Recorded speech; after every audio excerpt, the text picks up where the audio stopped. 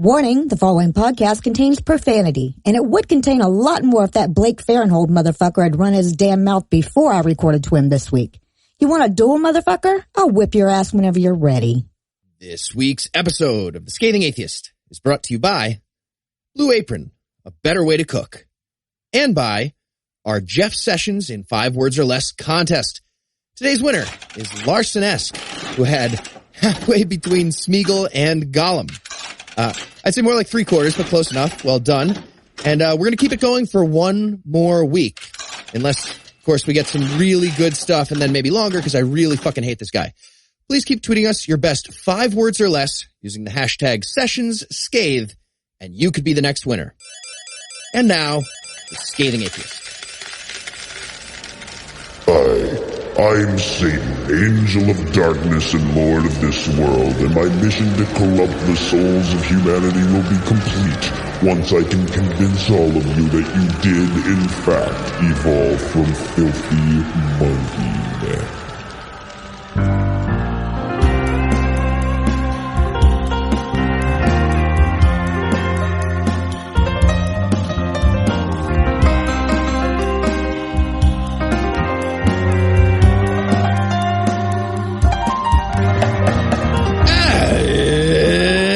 Thursday. It's July 27th. And this episode is going to be utterly painful. I'm Noah Lugeons. I'm Eli Bosnick. I'm Heath Enright. And from New York, and Secret Lair, Pennsylvania, this is Scathing Atheist. On this week's episode, we try to get the more out of Mormon. We'll discuss the marital sex lives of a man and his computer and a woman and her calf. And Ken Ham will get shot right in the freude. But first, the diatribe.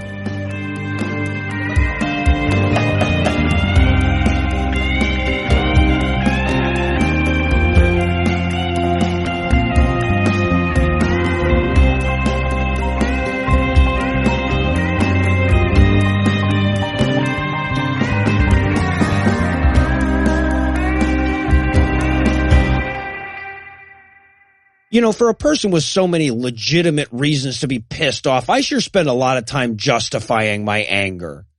You know, of course, I have to justify to those spunky, unflappable e-missionaries that see atheist in the show title and take that as an invitation to talk me into trying just the tip of Jesus, just to see how it feels.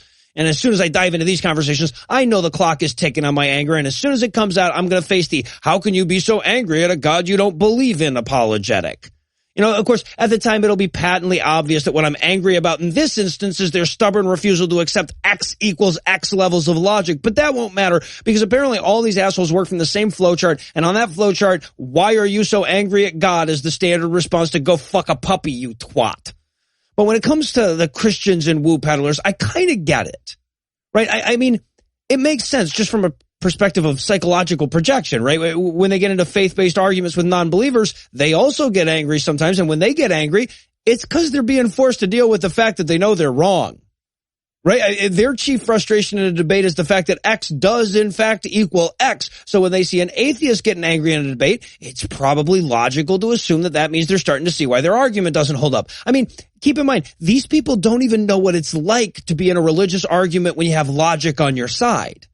But I also have to justify my anger to my fellow atheists. And that one pisses me off because, look, if anybody should understand why I'm so angry, it should be atheists, the other people that fully recognize the rank bullshit being foisted upon their fellow humans. And then they want to know why I'm angry at them wanting to know why I'm angry, and I have to justify my anger about justifying my anger, and it gets all inception levels of weird. Now, to be fair to my rational critics here, I don't think any of them are asking why I'm angry, right? They get that. They're asking why I podcast angry. You know, anger drives a lot of us, even the nice guys of atheism. But when it comes to outreach, a lot of these people feel like we shouldn't cater to the stereotype of the angry, ranting atheist. We should be calm, collected, inviting, and friendly so that people leaving church can see that there's every bit as warm and welcoming an environment for them on our side of the aisle. And I get that. I mean, if nobody in the atheist movement was doing that, I'd recommend it highly. I wouldn't do it because I'd be pretty fucking awful at it, but I certainly support the people who are. But that's not enough for everybody. You know, for some people, maybe it is. For some people, maybe it's enough to walk out of the doors of the church and into the doors of their local skeptics group and just move on with their lives. But for a lot of us, the shift doesn't really come when we realize that religion is bullshit. It comes when we realize it's okay to be angry about that. I got an email this week that really reminded me of that fact, and it was a crazy personal story, so I don't want to share any of the details of it, except to say that this was a person that got out of religion and figured her job was done. Like so many of us, she just said in her head one day, oh, you know what? It's all bullshit. That makes sense. That way it all makes sense. But like so many before her, she also had it in her head that she should be tolerant of other people's religion, right? That she should respect the bullshit even once she knew it wasn't true. And, that's what our culture tells us, isn't it? You should be tolerant of viewpoints that you disagree with. And I mean, I guess that's true in the sense that you shouldn't actively destroy that which irks you. But tolerance is only a virtue insofar as the thing you're tolerating is virtuous. And being tolerant of religion allows you to be abused by it even after you stop believing in it. The fear of hell and the sexual taboos linger. That feeling of brokenness your pastor cultivated over so many years sticks to you. And in all too many instances, the psychological abuse from the still religious people around you maintains its justification because you're still tolerating it. You're still trying not to put your beliefs on a pedestal above the beliefs of others just because yours are true, right? Because that's what your culture tells you. It tells you to tolerate and not to be angry. But in this case, anger can be its own reward. Right? I mean, like, raise your hand if your fear of hell started to abate when it occurred to you just how nakedly self-serving it was. Raise your hand if your frustration ever forced you to step in when you saw how blatantly a church was taking advantage of someone you love. Raise your hand if your voice rose in step with your blood pressure. Fuck it. Raise your hand if your anger ever forced you to stand up for yourself. Anger isn't a vice, it's a tool. And when you're surrounded by people trying to drag you around by your imaginary soul, it can be a survival mechanism. Because when the right answer is culturally unacceptable, most of us need a pretty good well of anger to say it anyway. And sometimes the right answer is because your pastor is a fucking con artist. And sometimes it's because prayer is nonsense. And sometimes it's even, I want you out of my life. And those are all a lot easier to say when you're angry. Look, I've done plenty of diatribes on what I'm angry about, right? I mean, in a sense, that's what they're all about. But here and there, I feel the need to advocate on behalf of the scathing part of the title, too. When you hear from people every day, like I do, who say, your show gave me permission to be angry, or your show let me know that my anger was okay, you just internalize it, right? Anger becomes as self-evident as, I don't want to swallow this bee. But you guys don't get those emails. You don't see all the stories I do of anger and rage unlocking the last shackles of bondage. And you don't hear from all the people who never recognized religion's true colors until they allowed themselves to see red. They're talking about your Jesus. We interrupt this broadcast to bring you a special news bulletin. Joining me for headlines tonight are the Jack and Diane of Skepticism, Heath Enright and Eli Bosnick. Fellas, you ready to run off behind the shade tree? I feel like you're trying to tell Eli that life goes on long after the thrill of living is gone. Is that right? No, because you do not need to do that. There are a few pieces of information you need to convey less on this show. Well, shit, now that I recognize for the first time what a bleak song that really is, I think I'm going to need a minute to recover. So I guess we'll take a break for this week's sponsor, Blue Apron. Hi, I'm Noah Lugeons, and podcast listener, this is an intervention. Now, wait a minute. Just sit down, relax. Eli, go ahead. I can't. It's too hard.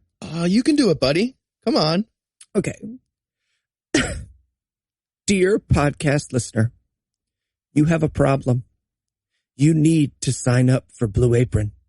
We saw last week when you ate that iffy pizza. Or that time you made a big bowl of spaghetti and just poured cold sauce on it and called it dinner. Saw that too. I know because I've been there too. You need to sign up for Blue Apron. Blue Apron is the #1 meal delivery service in the country. They deliver fresh, pre-portioned ingredients to your door instead of those 4-day-old chicken wings you microwaved. It's fine. It's fine. Yeah, we saw that. You're going to get sick.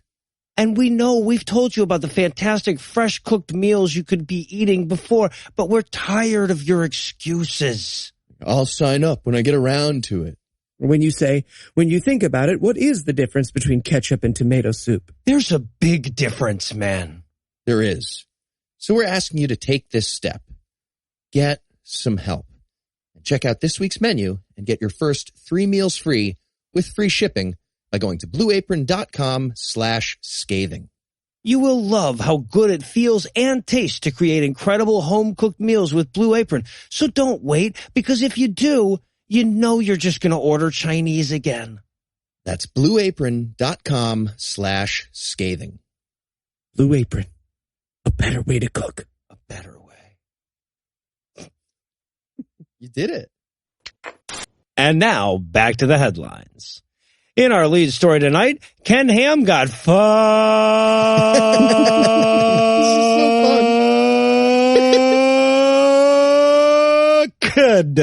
So get in, boys and girls and non-binaries. Taste that savory, delicious broth of Schadenfreudian. Slurp it up and lick the fucking bowl, because we just got to the part of the movie where the bad guy gets his just desserts. And I think he deserves a job as an intern at Puzzle in a Thunderstorm. He's looking. So if you're out there, Amish Wolverine, we know you're listening. Hit us up on the missing LinkedIn or whatever the fuck you use and we'll make it happen. I don't know, guys. I feel like a 90s comedian watching Obama get elected. Yeah. You know, just like, The job just got a little harder. What's the deal with airlines? Getting raped by them sky demons was a bitch, don't get me wrong. All right. So we reported last week that Ken Ham's Ark Park was escalating its skullfuckery of the town underneath his giant boat is stupid. In response to this having been a spectacular waste of money, Ham was trying to ease the financial burdens on his park by not paying his taxes. That helps. Yeah, well, right, yeah. So as of last week's show, the latest shot in this skirmish was Ham's effort to sell his park to himself for $10, thus changing it from a for-profit park to a non-profit ministry for tax purposes. All right. Well, it sounds like the big boat thing isn't working. So maybe we can all take a cue from a recent Supreme Court ruling and deliver shitloads of old tires to him. And he can try rolling the thing away. I don't know. Or bouncing it, yeah. Or maybe some rubber dicks, too, like we did with the Bundys. He could roll them like in ancient Egypt, like logs. Yeah, he did light it up all rainbow. Maybe he was hoping to marry it. I'm not sure what the plan is now. That's a call forward, too. Okay, so this was apparently a bridge too far for the city council, who made it clear that they were going to pursue their taxes in another way if they had to. Now, it should be emphasized here that these taxes are meant to offset real expenses that the Ark Park has added to the city's budget. According to a report from the Lexington Herald-Leader, the city's already added 2 full-time police officers, 6 part-time firefighters, 2 additional police cruisers, a new fire truck, and an additional tornado warning system, all to service this fucking park. As Williamstown Mayor Rick Skinner puts it, quote, "We're not building a rainy day fund. These are real services we're dealing with for safety," end quote. All right. Well, I cannot wait to see the police auction when this doesn't work out. Like, okay, what do I hear for the enormous landlocked gopher wood yacht? Do I hear $5? $5. Fuck, we should have had a reserve price. $3. Guys, we buy the Ark Park. We turn it into an atheist attraction called Look at This Shit. We're going to be rich. It's going to be fantastic. Doodly-doo, doodly-doo, doodly-doo.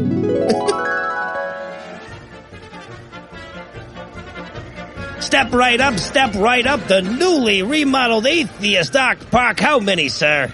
1, please. Excellent. And would you like that with or without a flask? Ooh, with. Here you go. Hi, everyone. I'm your guide, Kimberly, and I'll be taking you on the tour today. If anyone gets lost, just look for the yellow flag on my hat or the fact that I'm not wearing a shirt. Okay, right this way.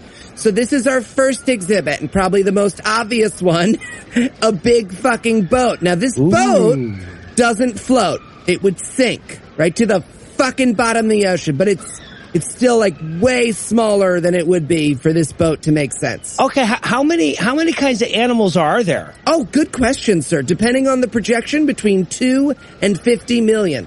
Motherfuck. Ooh, someone said motherfuck. Have a t-shirt. There you go. If Christ were born today, he'd be medicated. I like it. We have more of those. That's a good t-shirt. We have more of those in the gift shop, guys. Okay, moving on. Our first exhibit inside the boat is the Hall of Atheists, where we celebrate some of atheism's greatest thinkers throughout history.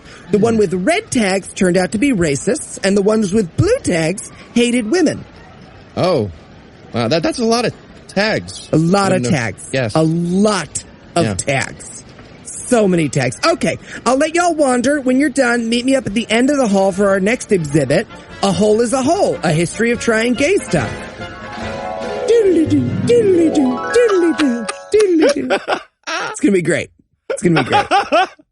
As I was saying, Patreon.com. luckily for Williams, no, year. we really need to do that. We really need to do that, actually. I thought for a long time of just buying an old church and turning it into a house and then opening it up on Sundays. I thought we were doing the CD, but maybe we could put the money into the giant boat. That's not bad. There we go. There we go.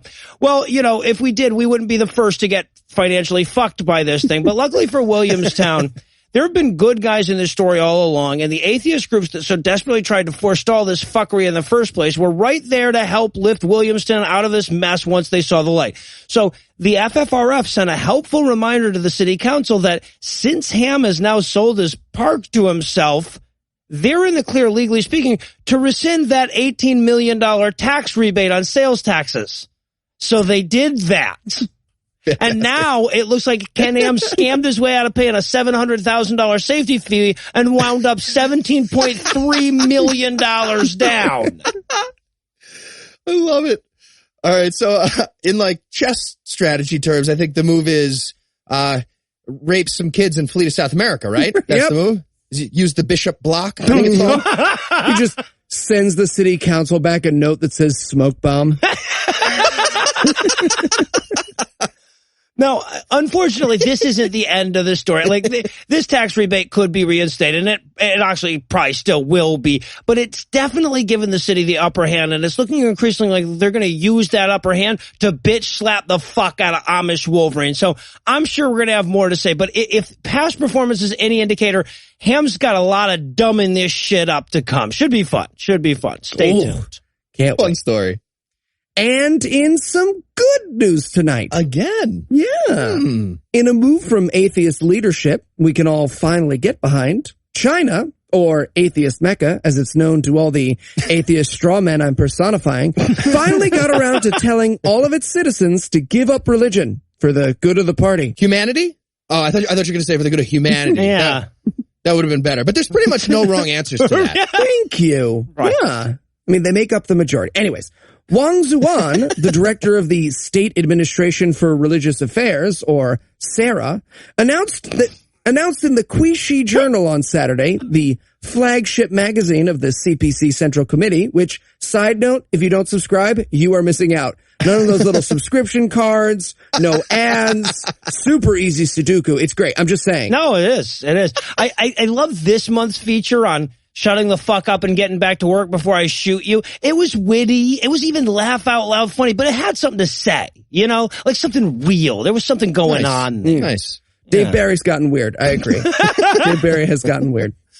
All right. Well, I'm saying we need to label them an emotional manipulator. That needs to happen. Winning Fuck the hearts and Treasury minds. Department. Anyway, Zuan wrote, quote, "Party members should not have religious beliefs, which is a red line for all members. Party members should be firm Marxist atheists, obey party rules, and stick to the party's faith. They are not allowed to seek value and belief in religion," end quote. To which 1,000 pedants responded, okay, when you say stick to the faith of the party. Yeah, in case you were wondering why all those Chinese pedants were in jail. And look, this is like Heath about the Muslim ban. Okay. Are we still saying hard no on the Muslim ban as a group? Do we want more Islam here, or the other options would be? Okay, well, I'm assured by Noah, sternly nodding at me while I talk, that the Muslim ban and this China thing are bad. Yeah, he's nodding very fervently, and we don't support them. So the end of the sentence that reinforces how much I disagree, I'll get to this later. Also, don't forget to buy milk, eggs, bread, move to China. Look, for the record, the only people trying to ban religion are people who want to replace it with a different brand of bullshit. Oh, dance back, David Silverman. Dance back. He's not trying to. He said, I would ban all religion legally, and my voice is dulcet. His words, not mine. And in Womb Goes the Dynamite news. After finally putting together enough terrible DNA in the gene pool to make an electoral win for Donald Trump, the state of Wisconsin is currently trying to get rid of abortion right when they need it most. And pretty much everything that follows is Christianity's fault. Kind of like the world for the last 2,000 years, if we're being fair. That sentence could open up the show. Instead of the Farnsworth quote, we could just replace that with the Heath quote. Ooh. Christianity now fucking up entire states at a time. It's coming from a guy who didn't grow up in Georgia right there. Yeah. Now?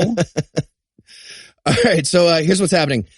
State Representative Andre Jacques, sounds foreign. I'm going to call him Andre Hussein Jacques. Thank you. Andre Hussein Jacques proposed a bill last week that would ban all public universities in Wisconsin from teaching the medical practices involved in terminating a pregnancy. Jesus. This would essentially make it impossible for the state system to produce any OBGYNs, just in case one of them ever sucked a baby out of uterus. For maybe. fuck's I mean, sake. I feel like that's taken care of by hiding all the straws in the break room. It worked on me, is what I'm saying.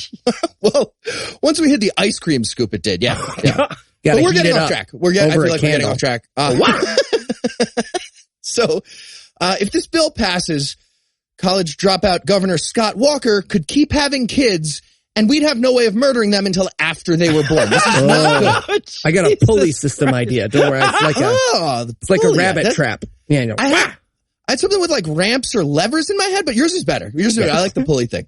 Anyway, the new law would actually make all of Wisconsin's public university med schools ineligible for accreditation because they'd no longer offer the option of learning all the medicine stuff. Right. And you fucking need that to get accreditation. Wisconsin, so dedicated to being against abortion, they literally won't be able to produce OBGYNs. Vagina doctoring, right off the table. Yeah, no, for fuck's sake, this would be like countering airplane hijackings by getting rid of the air. All right, so one last thing, just in case everyone's not a history nerd. This bill is just about literally the exact opposite of something called the Wisconsin idea. Right. That was a political philosophy that grew out of Wisconsin during the Progressive era. That's when America was actually great again for a minute. And it basically said, we should make progressive laws, and also anything that Scott Walker and Paul Ryan eventually want is a terrible fucking idea. You're welcome in advance. Robert La Follette, former governor of Wisconsin and one of the greatest U.S. senators in history. Yeah. That was a weird way to sign that law. Can I just give that? It was weird for him at the time. It's kind of like New York state of mind coming to mean staying inside your country house and eating deep dish pizza. That's what we're saying. Okay, well, we're going to attack each other. This is just weird. And in Afrikaan Man news tonight, in an effort to take the lead in our March Madness-esque competition of crazy African pastors, South African pastor Motsanoneng Mboro, who listeners may remember, thank you, who listeners may remember for going to heaven and taking pictures with his cell phone, only to have the phone stolen when people asked for, proof, is at it again. And this time, he's asking his congregation to pay his legal bills for defrauding the members of his church. Wow. I wonder if GoFundMe did a Kickstarter campaign to get going when they were started. It's like that, but with a whole bunch of fraud. It's like if Mark Zuckerberg used MySpace to raise money to murder Tom and steal all his stuff. Right. No, it's like a pyramid scheme, but in reverse. A triangle scheme. Take me there. I know very little about shapes, and I think if you turn a pyramid inside out, you get it's getting worse. Nope. Yeah. But it gets worse. He's not just asking, he's telling. If his congregants don't pay his legal fees and give him a birthday present of around $370, he'll suspend his TV and radio stations and stop preaching. Oh, no. Okay, so it's like kidnapping Tom and doing a ransom video where he kills one Facebook account every hour until the world pays the ransom. I think this is a situation so bizarre it defies analogy because, again, this is with fraud, right? He's threatening to stop defrauding them unless they're sufficiently defrauded. So it's like demanding a ransom for the kidnapping up front. Look, I'll kidnap your kid eventually, but I'm not going to leave a bunch of notes and phone booths and shit, cut letters out of newspapers. Just give me the money now. Yeah, time is money. But it actually still gets better. See, the legal bills aren't for defense. They're because he wants to sue the Commission for Promotion and Protection of the Rights of the Cultural, Religious, and Linguistic Communities, which just happens to be cracking down on fraudulent ministries in Africa right now. Who'd have thought? Okay, so it's like Zuckerberg doing the ransom thing, but he uses the money to also murder the entire FBI. Now we're getting there. Exactly. One last little twist on this. If his demands are not met, Mbaro assures news outlets that he's going to pursue his music career because I guess he'll be damned if he's going to be outdone by R. Kelly. All right, well, if there's a story involving Africa and a musical career, that only means one thing. I've got some full-page production pitches for Hats Off Botswana to apologize for in an official capacity. So while I take care of that, we're going to hand things over to my lovely wife, Lucinda. A man wrote the Bible. A whore is what she was. If it's a legitimate rape. It makes her a slut, right? Cooking can be fun. Hey, I'm proud of a man. This week in misogyny. All right, Shakespeare monkeys be damned. These words are going to come out of my mouth on purpose. Kudos to Iran. Now, let me start immediately walking that back. Progress in gender equality in Iran is like potty training. So when I praise them, it's going to be because they didn't get all the shit on their leg. But there are a number of important incremental steps toward equality going on there, and that puts them ahead of a lot of their neighbors. The big one, which you've probably heard about by now, was the hijabless photos Iran's president posted of late great mathematician Maryam Marzakhani. And this chick, whose name I apologize for probably butchering, was an absolute intellectual powerhouse. She's one of the most brilliant mathematicians in a generation and remains the only woman to win a Fields Medal. When she died at the depressingly young age of 40, President Hassan Rouhani posted a tribute picture of Marzakhani, which prompted state-run newspapers to break with the country's strict rules about naked lady heads. And again, a lot of the poop is still missed in the toilet, but that's definitely a step in the right direction. Be the most intelligent woman in the history of your academic field, and at least they'll let you show your heathenous lady hair. But there's more good news on the hijab front as well. According to a recent story in The Guardian, increasingly popular protests are forcing Iranian officials to reconsider the scope of their anti-scalp pornography laws in the first place. See, a growing number of women are refusing to wear head coverings while they're driving. Perhaps they feel like modesty is less important than peripheral vision or something. Or perhaps they just feel modesty can go fuck itself.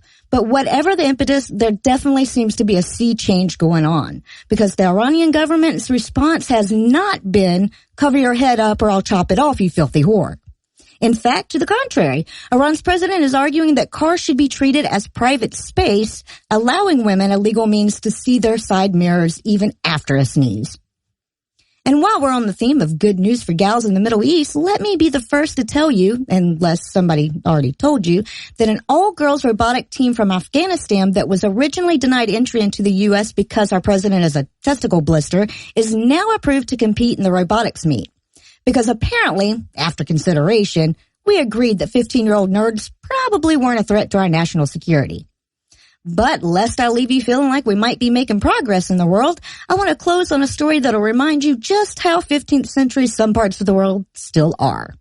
This comes to us via the New York Times and to me via astute listener Erica, and it's about a woman who lives in Nepal, or at least lived in Nepal, until she died of a snake bite.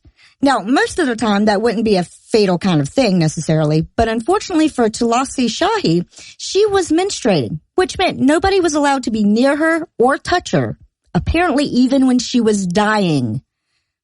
So now that everybody's super clear on just how potty trained the world isn't, I'll hand things back over to Noah, Heath, and Eli. Thank you, Lucinda.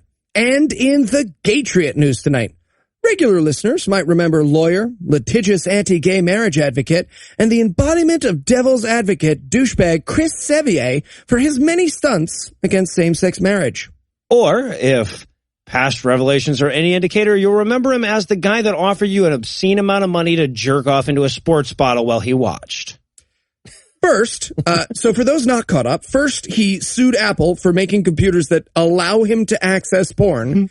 Then he filed several lawsuits in an attempt to be allowed to marry his porn-filled computer in an attempt to lampoon or disprove gay marriage. Yeah, but joke's on him, though, because you'd never guess it, but most computers are non-binary. Whoa! asshole. And the attempt, by the way, which backfired by him now being entirely known as weirdo who tried to marry porn-filled computer. And now he's at it again because he wants us to know that God hates flags. Does he?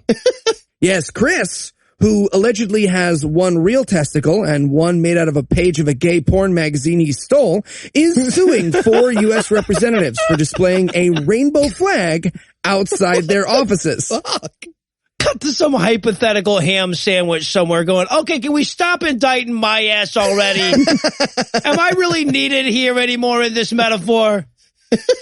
And then you pan over to a Mormon guy with a 12-pack of Lunchables. Yes, you are needed. We're making a point. Yeah. And trying to get a slippery slope going. Come on.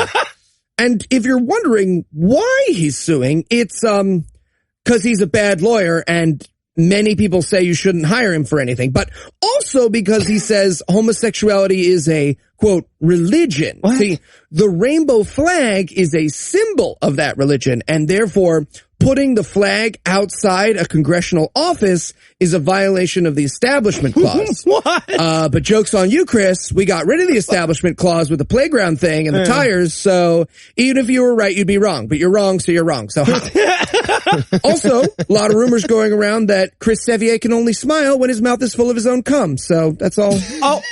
Because everybody can afford laser whitening. You're such a fucking elitist, Eli. So judgmental. Hey, let's get that myth going, please. Can that be our show's lasting gift to the world? Yeah.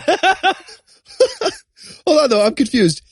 Is cum not a good hue for teeth? Of course it is. I feel like pearly white is what I would call it. I feel like they should offer that. We have getting off white and mother of pearl necklace. Those would be like reasonable colors for tooth whitening. At those places in the mall, that's one of the options. I like it.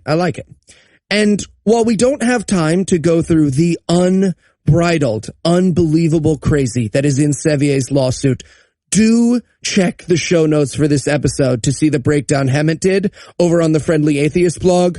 So worth checking out. We sent it to Andrew to make sure we could make fun of him, and Andrew was like, oh, I've literally never seen anything like this in my life. There were few things in life funnier than watching Andrew try to interpret that lawsuit through the eyes of sanity. He's going, no, I can't. I'm gonna have to eat dog food to get through this. I do believe. And before we move on, I'd like to tell the following joke. Chris Sevier fucked the CD-ROM drive of his computer. You heard me. He stuck his exactly CD-shaped dick inside the thing and plunged it around in there until the devil dust just wrecked his hard drive. And you're probably thinking, that's a weird joke for Eli to make. You probably are thinking that. Yeah. And you're right. It is. And that's because we would love to get sued by Chris Sevier. Let me explain why. As is obvious from his fucking face, Chris is an idiot who's unaware of what he can and cannot sue.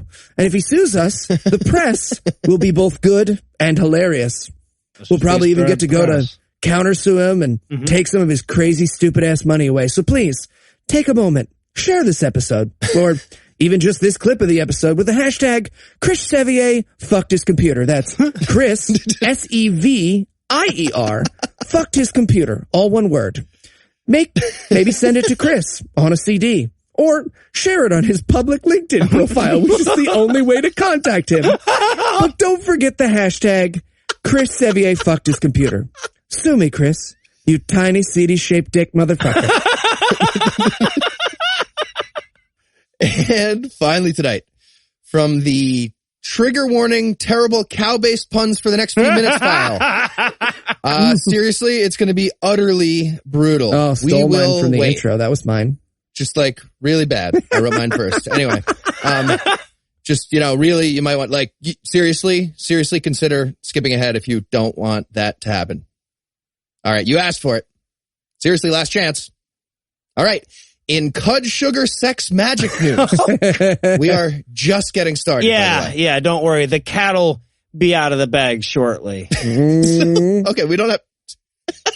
All right. So here's the story. A recently widowed Cambodian woman believes her dead husband came back to life as a baby cow, which is now living in her house like it's a person. Oh, get ready, guys. This story sounds like it's going to be pretty moving. Yes, it will be. Yeah. All right, so I did a cow pun. The story, it's part of our affirmative action plan to mock all the religions, not just the extra murdery ones, like whichever one that would be. Whichever one would be the company. This is why we're not allowed to speak at radio stations in California, Heath. You see? This is why. And we've got way better enunciation for radio than that other guy. Unbelievable. Anyway. Oh, Jesus.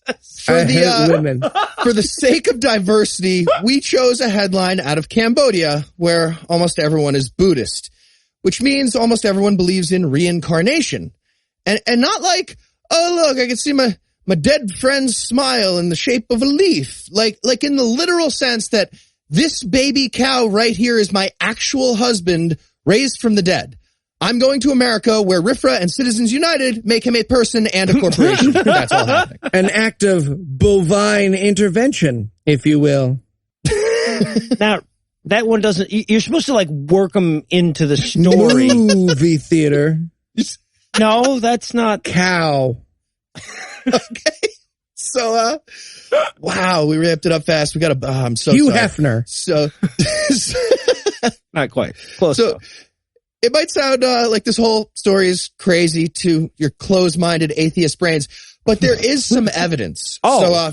So, first of all, according to the widow, Ms. Kim Hung, quote, I believe that he, the calf, is my husband because whatever he does when he goes upstairs, it's in exactly the same way as he, my husband, did when he was alive. That's as fucking... a human, end quote.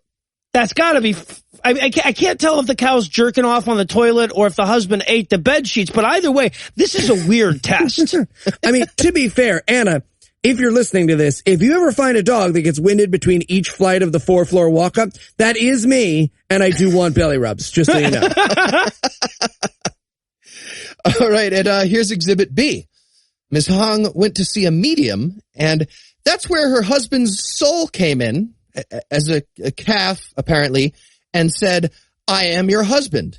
She recalls that the calf, quote, licked my hair, then my neck, then kissed me, so that really made me believe that he's my husband, end quote. Because he licked her hair? Her husband licked it?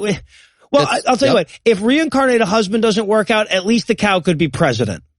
All right, so let's just be very clear. She fucks this cow, right? Clearly. Let's just be super real about this woman. She got caught fucking a cow like that guy last year with the sex doll he says was an angel, and she was just like, reincarnated husband. Not cow dick. Cow dick would be gross. 100% yes. Yeah, okay, good.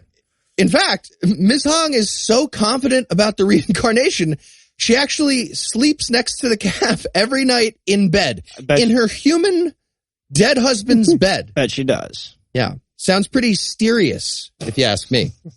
Mysterious. So I'm guessing it's not long before they renew their vows or remove their cows, if you will. I won't.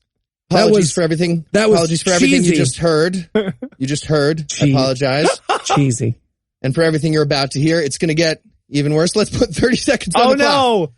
And start the countdown. Really sorry about this.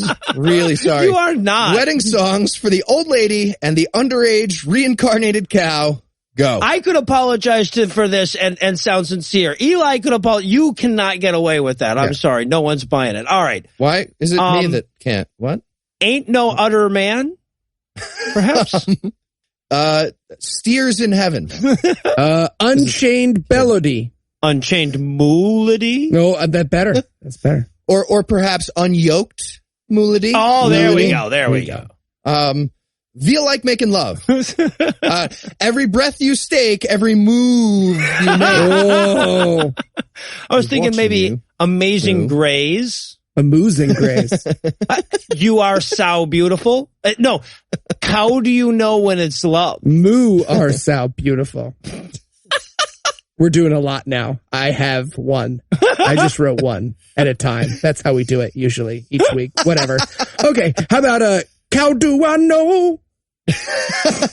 How do I get you alone? Yeah, what else? Oh, yeah. It Must Hoof Been Love. Black Angus Woman. She's my one and only.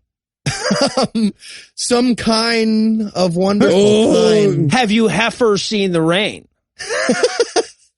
How about I can't help tipping in love with moon. I also have a bunch of I also have a bunch of me also. Oh gosh, so many.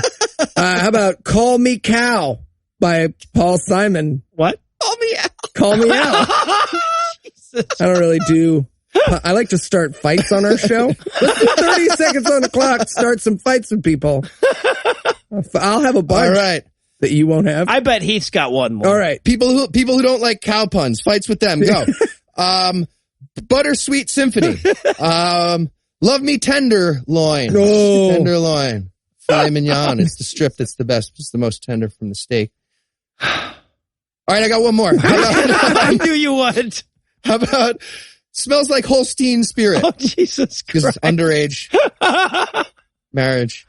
And Holstein. Speaking of which, that we've stored up enough puns to give Heath a week off, we're going to close out the headlines right there. Heath, Eli, thanks as always. Eli's a cuck. And when we come back, Joseph Smith will continue to be better with sound effects.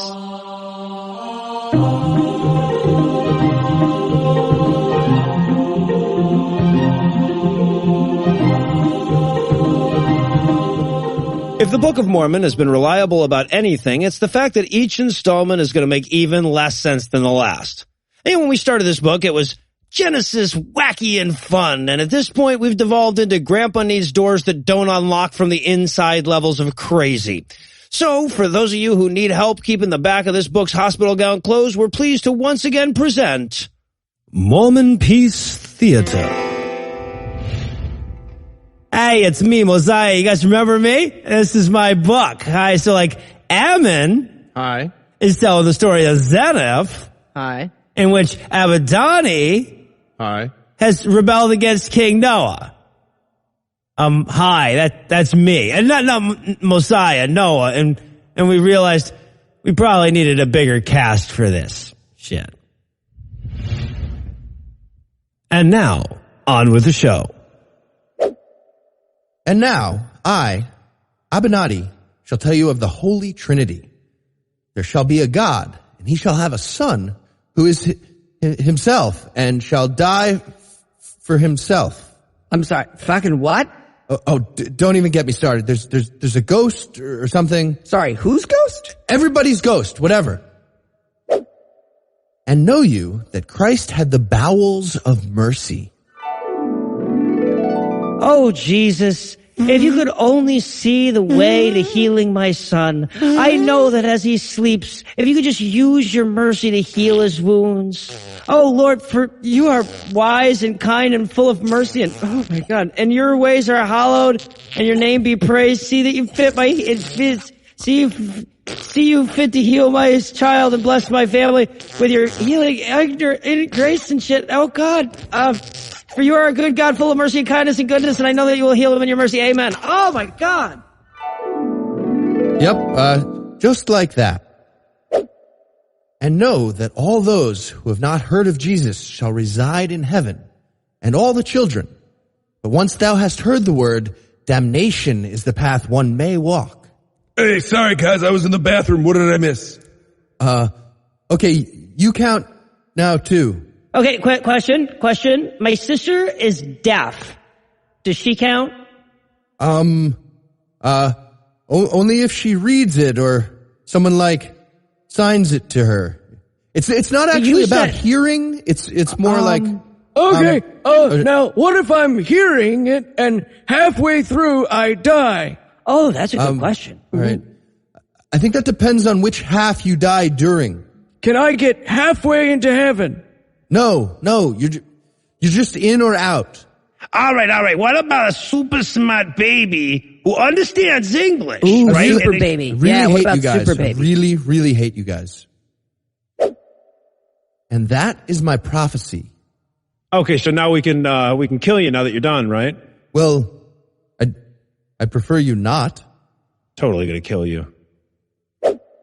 Hey man, I'm Alma, and I just want to say I was super impressed by your whole prophecy thing. Oh, thank you so much. Seriously, love the show, man. Thanks. Love the show. It's so fun. Great. Cool. Do you have a Patreon or something I should give to? Ooh, I don't. But you could ask the king not to burn me to death, or 5-star on iTunes, whatever. I use Stitcher, so... Oh, Stitcher, really? Well, you can go fuck yourself then. You can straight up fuck yourself. Please, King Noah, see in your heart to spare Abaddani. You dare to defy me? I shall kill you. Oh, no! 1, 2, 3. I'm sorry, what's happening? You're banished, and then as you go, after that, I'm going to count to 1,000, and then I'm going to send my men after you. Really? How dare you defy me? Yeah, why don't you just... Why don't I just what? You know what? Never mind. Yeah, go ahead. Okay, all right. 4, 5. Throw Abenadi into prison. I'm already here. Right. I mean, scourge his skin with faggots. Absolutely not, What? Eli. You said I could write this part of Mormon Peace Theater? I have a whole... No, you just move on to the next part of the book, dude. You are no fun. I'm having you labeled as a no fun. Oiled up. Got my costume on. Let's do some scourging. See? He's already ready. He's already in costume. No. Aw. And so it was that Alma set off and... No, I'm not doing this. No, you got to read the lines. No, I refuse. I am dedicated to the English language. I have too much respect. Noah? Why are you still in costume? I like it. Feels comfortable.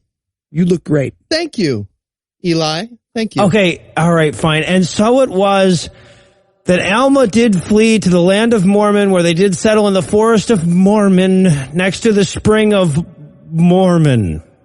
I need a drink. You look tight. And I don't even drink! Must you go, my son? I must follow Alma and be baptized. And what if I want to, send a letter? Oh, okay. It's just Steve, obviously. Fountain of Mormon. Forest of Mormon. Mormon land of Mormon. 1,000 Mormon. This book is fucking stupid.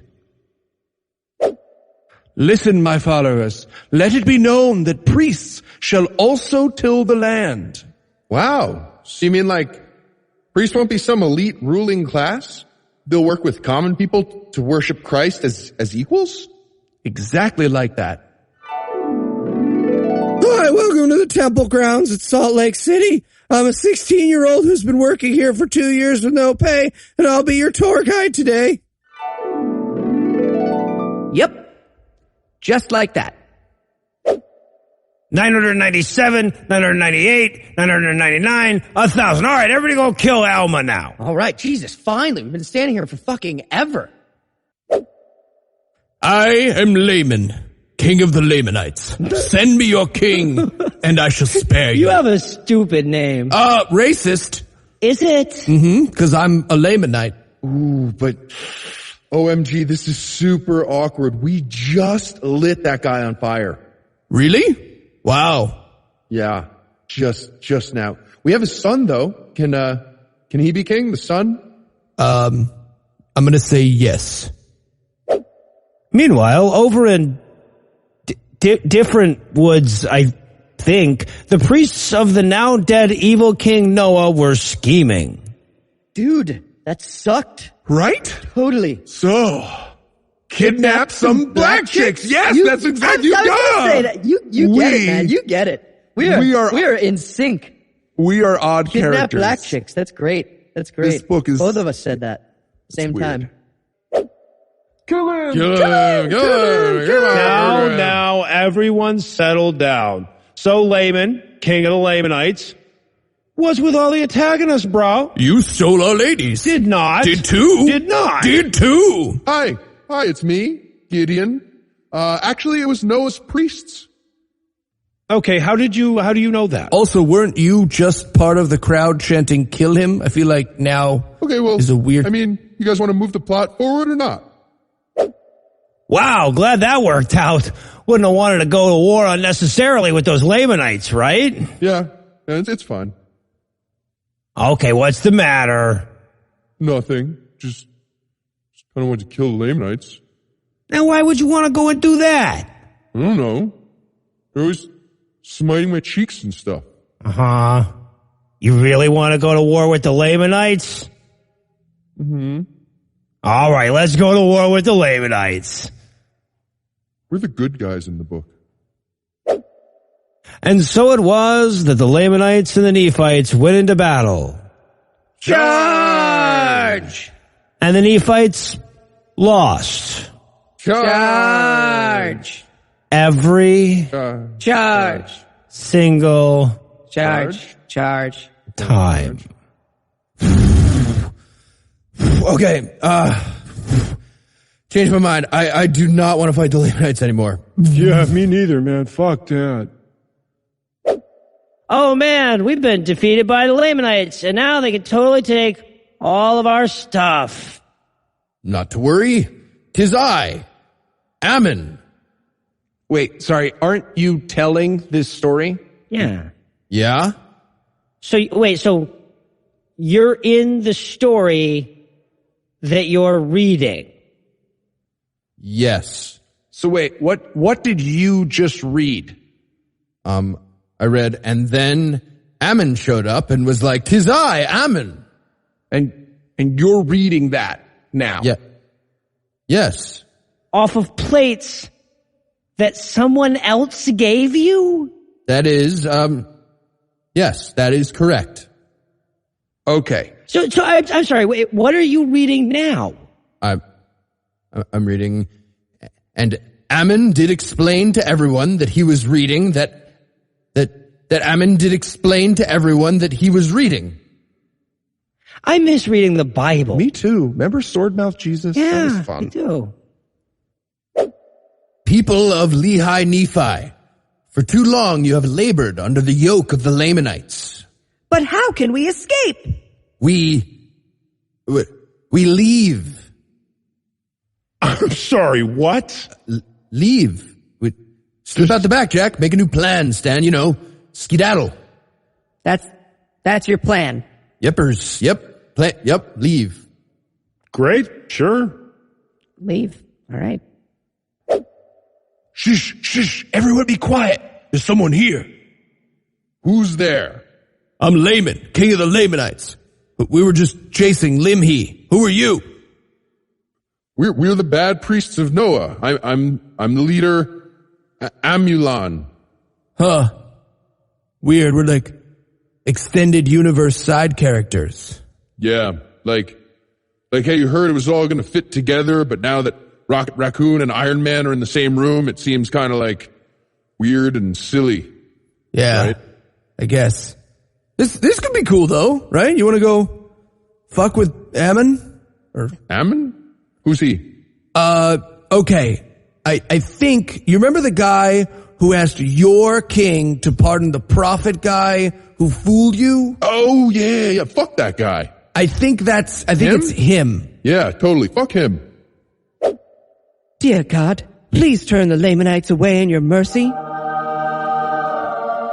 And so it was that God was merciful, but the Lamanites took the city anyway. What? Aw, fucking bullshit. My people, listen to me. It is I, Alma. Oh fuck, was it Alma before? Anyways, Alma, for too long we have labored under the... Wow, this sounds so familiar. I just got the craziest deja vu. Yeah, me too. Me too. Were you just gonna say we should leave? Leave? I was gonna say we should leave. Oh, I'm totally freaked out right now. So weird. The Matrix. Leave.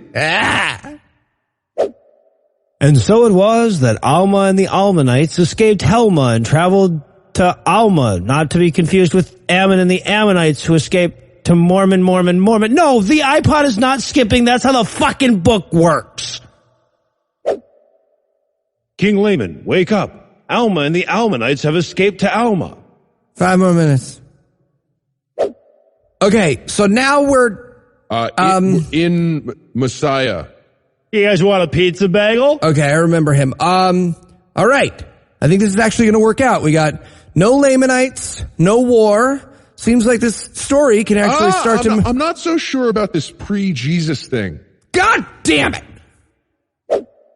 Hey, what's going on? Why are you guys not eating your delicious pizza bagel? Oh, he's not Jesus-y enough. Huh? Oh, yeah? Well, Alma won't condemn them. I don't wanna. Hey, don't look at me, guys. My own kids are super not into Jesus. An angel. Everyone, cut it the fuck out. Alma? Yeah? No, your son, Alma. Sorry, my name is Alma, and I lived in Alma, and in the book, I named my son Alma. You did. Fuck me. Alma.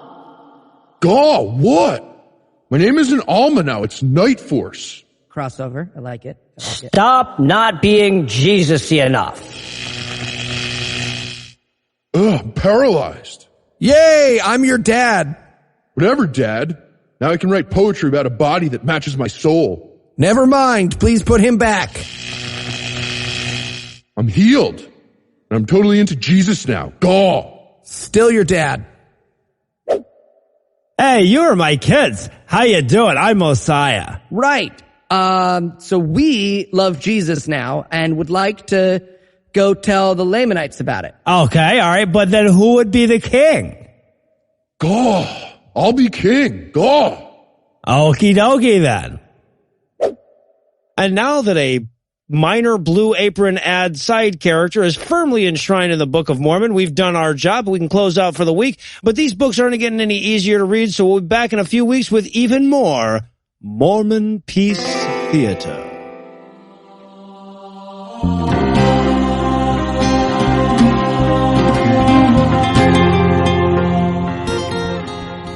Before we get the hook tonight, I want to remind everybody that you can come see us live in Austin, Texas on Friday, September 22nd. Tickets are still available, and on the same weekend, the atheist community of Austin is holding their 10th annual Bat Cruise, so there'll be all the more reason to be an atheist in Austin. You can hang out with us and watch the movie live while we roast it on Platinum Night on Thursday. You can come see the live GAM record on Friday, listen to an ACA-sponsored lecture Saturday afternoon, hang out with us on the Bat Cruise Saturday night, and still be up in time for church on Sunday. You'll find details on the website.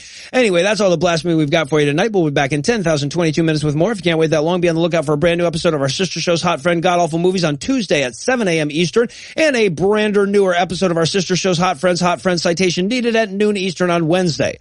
Obviously, this show would sound unappreciative and selfish if I neglected to take a minute to thank Heath Enright and Eli Bosnick for agreeing to take on a couple of pretty enormous workloads so that I could take a few days off this week. I also need to thank the lovely Lucinda Lugeons for patiently waiting around for years until I reached a point where I felt like I could take 5 days off in a row. Also want to thank the Dark Lord Satan for providing this week's Farnsworth quote. If you'd like to check out his work, do butt stuff in oral a lot. But most of all, of course, I need to thank this week's most bewitching bipeds, Zach, Brian, Thomas, Hayden, Ergen, Sarah, Glenn, Marius, and Eldon. Zach, Brian, and Thomas, whose erections constitute Plan B if it's cloudy during next month's eclipse. Hayden, Ergen, and Sarah, who have more digits in their IQ than most people have points. And Glenn, Marius, and Eldon, whose unrivaled greatness prompted an online petition to change it to the Pretty Good Barrier Reef. Together, these 9 lovely lacquers of liturgy lighten the load of limitless labors loaded upon the lot of us this week by giving us money. Not everybody has the intrepid computational skills it takes to give us money, but if you think you're up to the challenge, you can make a per-episode donation at patreon.com/Scathing Atheist, whereby you'll earn early access to an extended ad-free version of every episode. You can also make a one-time donation by clicking on the donate button on the right side of the homepage at scathingatheist.com. And if you'd like to help, but not in a giving us a money kind of way, you can also help us out a ton by leaving us a 5-star review on iTunes, following us on Twitter, liking us on Facebook, subscribing to us on YouTube, and telling a friend about the show. Legal services for this podcast are provided by the law offices of P. Andrew Torres, and our audio engineer is Morgan Clark, who wrote all the music that was used in this episode, which was used with permission. If you have questions, comments, or death threats, you'll find all the contact info on the contact page at scathingatheist.com. And now I am officially on vacation. Woo! 5 years.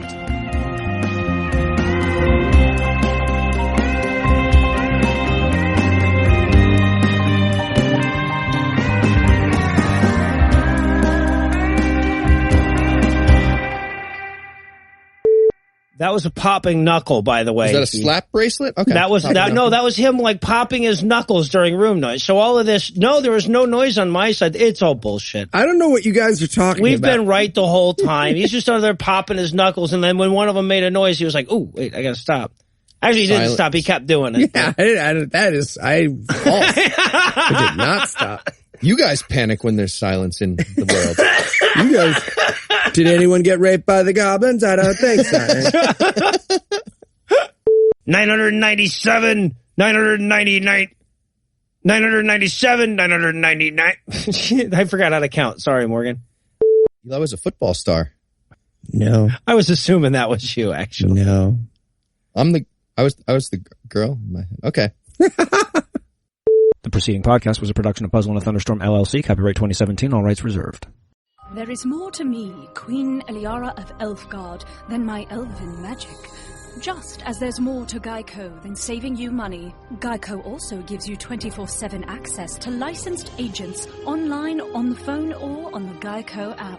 And while I am a mighty elf queen, I am also a mighty big fan of barbecue potato chips.